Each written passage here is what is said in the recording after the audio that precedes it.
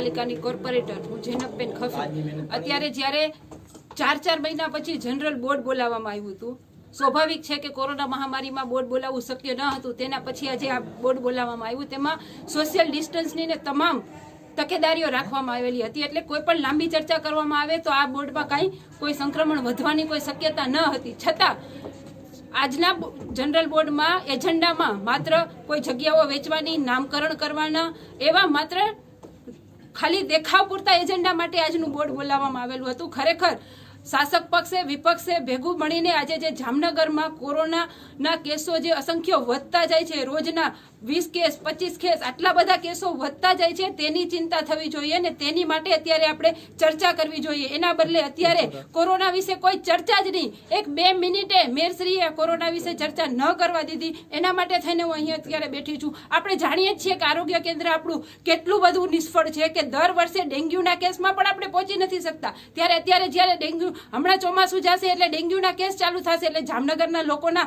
આરોગ્યની આ તંત્રને કોઈ ચિંતા જ નથી કે અત્યારે ડેન્ગ્યુ આવવા ઉપર છે અને કોરોનાના કેસ આટલા વધી રહ્યા છે, તો એના વિશે શું કોઈ ચર્ચા ન થવી જોઈએ? એની ચર્ચા કરવા માટે થઈને જો જ્યાર સુધી મને નહીં સાંભળે ત્યાં સુધી હું અહીં બેઠી રહીશ.